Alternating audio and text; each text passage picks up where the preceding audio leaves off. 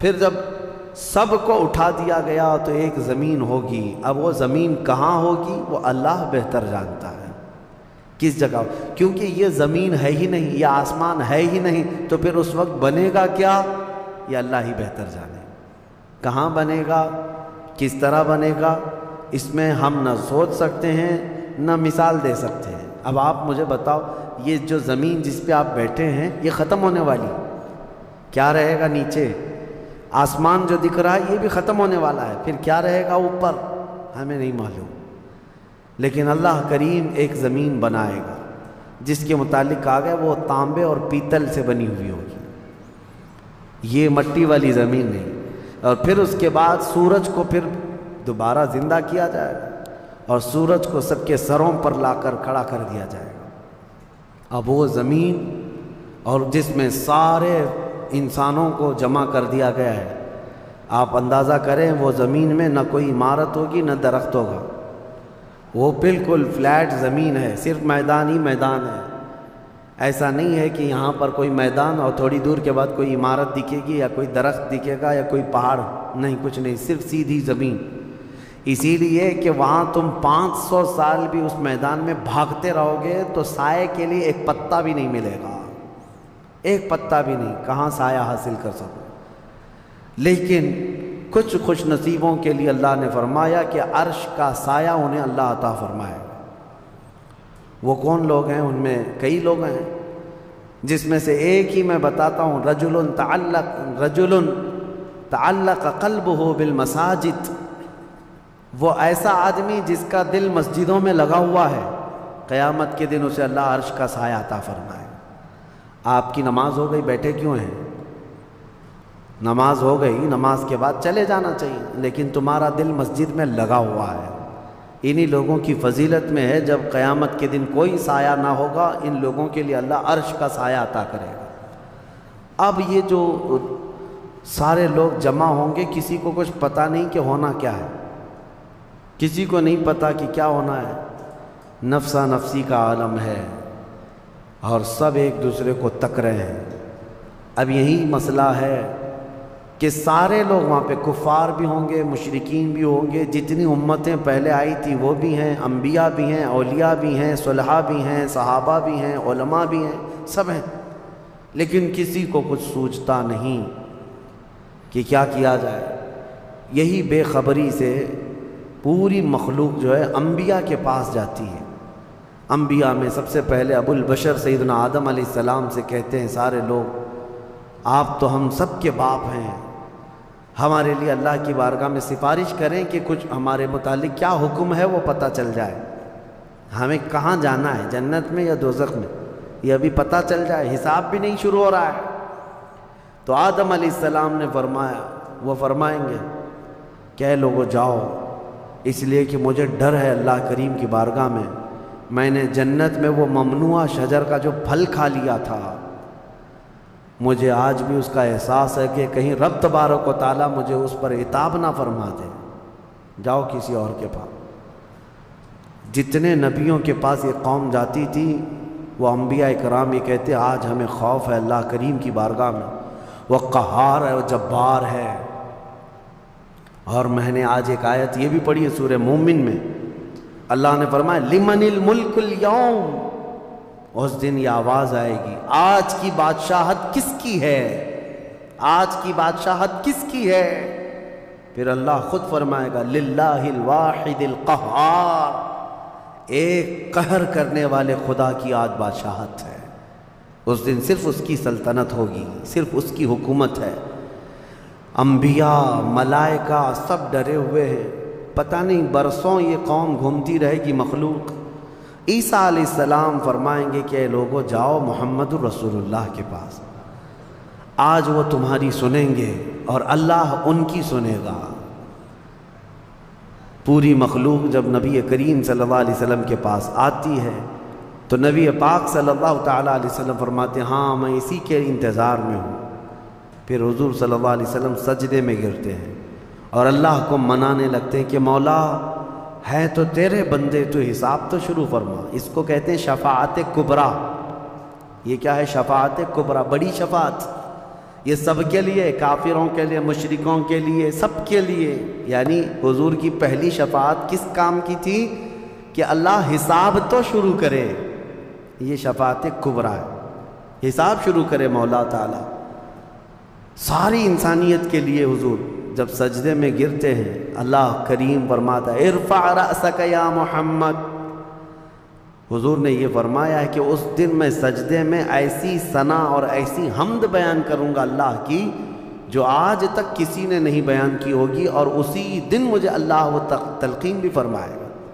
اور جب حضور ثنا کر رہے ہوں گے اللہ فرماتا ہے ارفع رأسک یا محمد، اے محمد صلی اللہ علیہ وسلم اپنا سر اٹھائیے، آپ مانگیے آپ کو دیا جائے گا، آپ پوچھئے آپ کو جواب دیا جائے گا۔ یہ پہلا سوال ہے اللہ کی بارگاہ میں قیامت کے دن، اور پہلا جواب ہے، باقی کسی بندے کو کوئی جواب نہیں تھا۔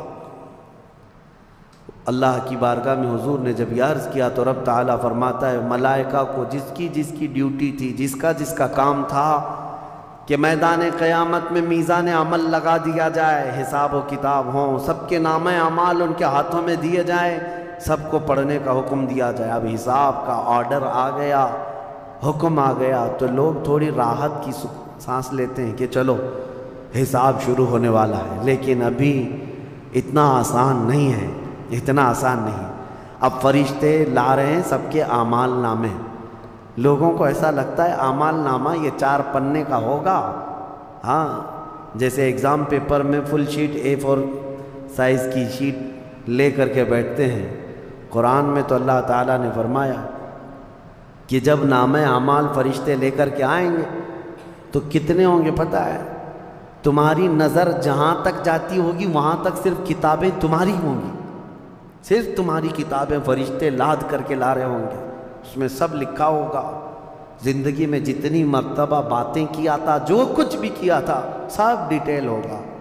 اور ہر آدمی وہاں پکار کر کے کیا کہتا ہے ما لہذا الکتاب لا یغادر صغیرۃ ولا کبیرۃ الا احصاها، اے اللہ تو کیسی کتاب بنا دیا، اس میں چھوٹی چیز بھی نہیں چھوڑی گئی، بڑی چیز بھی نہیں چھوڑی گئی، سب لکھ دیا گیا ہے، اور پھر لا کر کے تھما دیا جائے گا۔ یہ پہلی علامت ہے کہ جس کے سیدھے ہاتھ میں اس کے نامہ اعمال پکڑا دیے جائیں گے، فرمایا گیا اس کے لیے وہیں سے ہلکا پن ہے، بشارت ہے کہ آسانی ہوگی، اور جس کے بائیں ہاتھ میں فرشتوں نے پکڑا دیا تو سمجھ لو کہ اب لمبا اس کا وقت جانے والا ہے، حساب سخت ہونے والا ہے۔ یہ تو صرف پڑھ کے سنانا ہے، اور اس کے بعد پھر پکڑ ہوگی کسی کام پر، یہ تو نے کیوں کیا تھا اس کی وجہ بتا، یہ تو نے کیوں کھایا تھا اس کی وجہ بتا، اس کے ساتھ ایسا کیوں کیا تھا اس کا سبب بتا۔ صرف پڑھ کر کے سنانا نہیں ہے، جو کیا تھا اس کی وجہ بتانا ہے، اور جب وجہ کچھ نہ ہوگی حکم آ جائے گا کہ انہیں اوندھے منہ کھینچ کر کے دوزخ کی طرف لے جائیں۔ یہ قیامت کے دن ہو رہا ہے۔ اب یہاں پر ایک دوسری شفاعت ہے میرے آقا صلی اللہ علیہ وسلم۔ اب یہ جو شفاعت ہے یہ خاص امت محمدیہ کے لیے۔ ایک شفاعت حضور نے فرمائی سارے انسانوں کا حساب شروع ہو جائے، جب حساب شروع ہو گیا تو رب حضور صلی اللہ تعالیٰ علیہ وسلم پھر سجدہ کرتے ہیں اللہ کی بارگاہ میں۔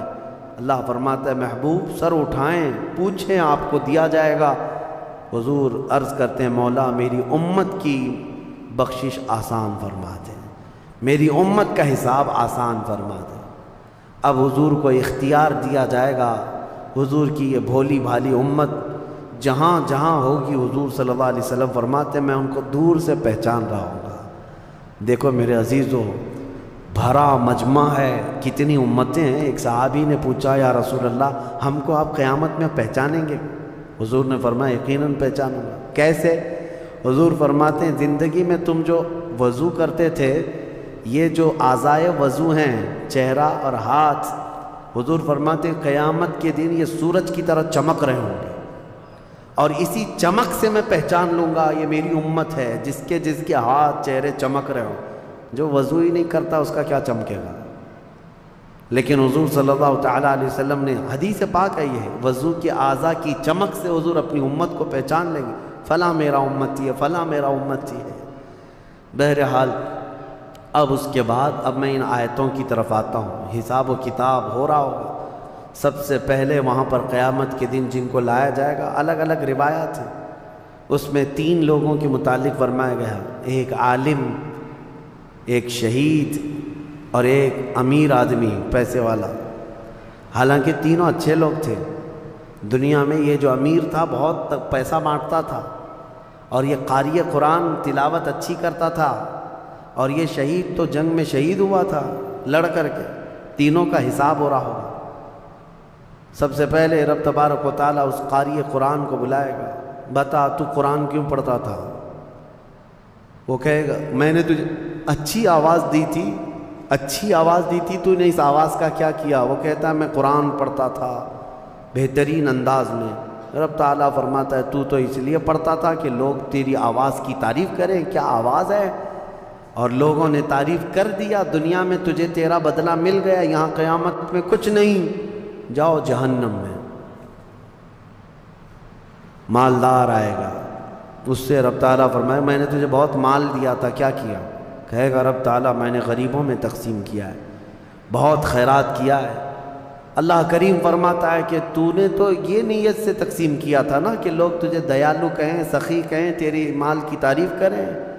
تو لوگوں نے تو وہ تعریف کر دی. دنیا میں جو تجھے ملنا تھا وہ مل گیا، تیری خواہش ہو گئی، یہاں کچھ نہیں. اسے بھی فرمایا جائے گا دوزخ میں ڈالو. تیسرا جو شہید ہے اس کے لیے بھی رب تعالیٰ فرماتا ہے میں نے تجھے جوانی دی تھی، کیا کیا؟ کہا اے اللہ میں لڑتا رہا کافروں کے مقابل میں اور اپنی جان دے دیا. فرماتا ہے رب تعالیٰ کہ تو یہ سوچتا تھا نا کہ لوگ تیری بہادری کی تعریف کریں، لوگ تجھے بطل جلیل کہیں، مجاہد کہیں، تو یہ لوگوں کی تعریف سننے کے لیے کرتا رہا. اگر تیری یہی خواہش تھی اور لوگوں نے تیری تعریف دنیا میں بہت کر دی، اب یہاں تیرا کچھ نہیں ہے، اسے بھی دوزخ میں بھیج دیا جائے. یہ ریاکاری ہے. یہ پہلا حساب جن لوگوں کا ہونے والا ہے. یہ 3 لوگوں کے بارے میں حدیث پاک میں. پھر میرے آقا صلی اللہ علیہ وسلم فرماتے ہیں قیامت کے میدان سے اس وقت تک کوئی پیر ہٹا نہیں سکتا جب تک اللہ 5 سوالات نہ کر لے. ان میں سے پہلا سوال یہی ہے کہ اللہ فرمائے گا میں نے تجھے جوانی دی تھی، تو نے کہاں خرچہ کیا؟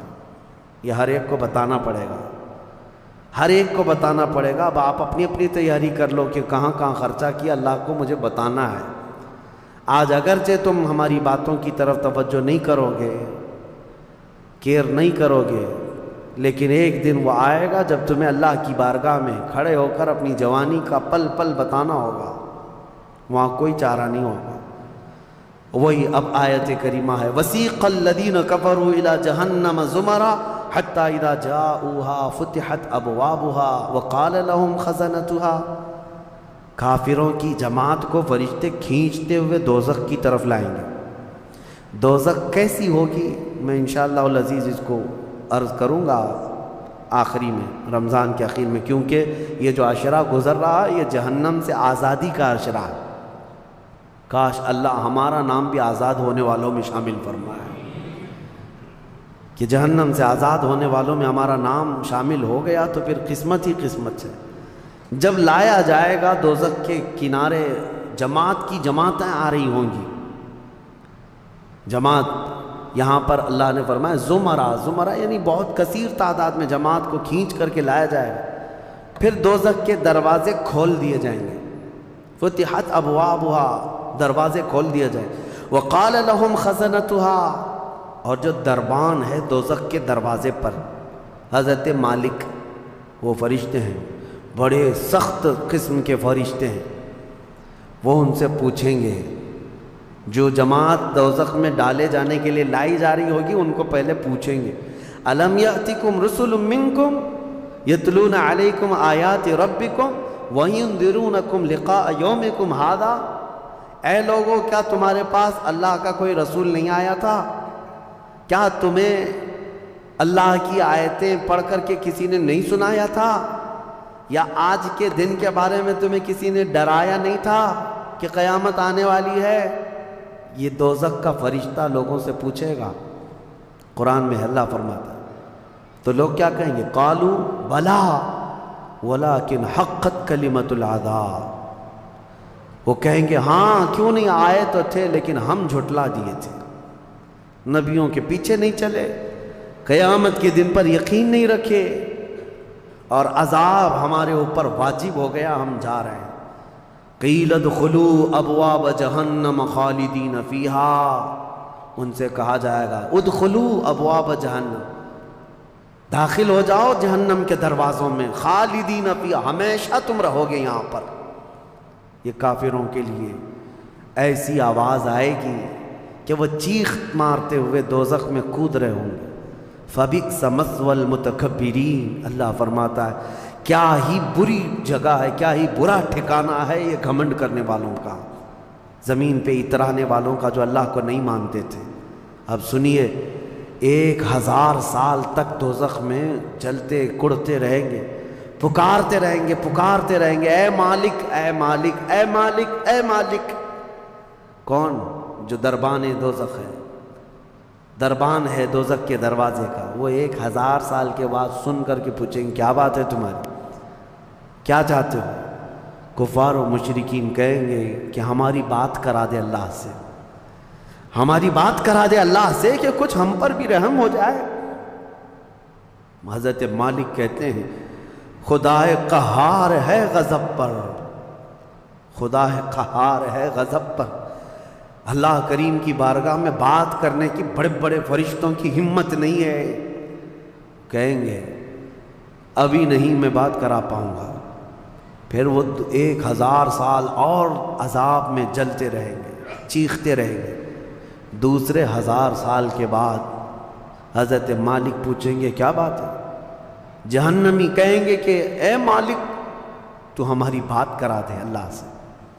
آپ کی بار حضرت مالک کہتے میں ہمت کرتا ہوں، اللہ قدیر و جبار کی بارگاہ میں عرض کرتے مولا جتنے بھی دوزخ میں جا چکے وہ تجھے فریاد کر رہے ہیں، وہ تجھ سے بات کرنا چاہتے ہیں۔ اب رب تعالیٰ کی طرف سے جواب آتا ہے حضرت مالک کو، اے مالک ان دوزخیوں سے کہہ دو کہ آج کے بعد رب تبارک و تعالیٰ نہ ان کی طرف نظر فرمائے گا نہ کلام کرے گا۔ لا یکلمہم اللہ یوم القیامت ولا ینظر الیہم، ان کی طرف رب تعالیٰ دیکھنا بھی نہیں چاہتا۔ وہ قدیر و جبار خدا جب دنیا میں ہر دن بلا رہا تھا آجا میرے بندے میرے پاس، آجا میرے بندے میری طرف آجا، ففروا الی اللہ، اللہ کی طرف دوڑ پڑ، نہیں سنتا تھا، ایک دن بھی نہیں سنا۔ اور جہنم میں جانے کے بعد پکار رہا ہے، پکار رہا ہے۔ رب تعالیٰ فرماتا ہے اب اللہ ان کی طرف دیکھنا بھی نہیں چاہتا۔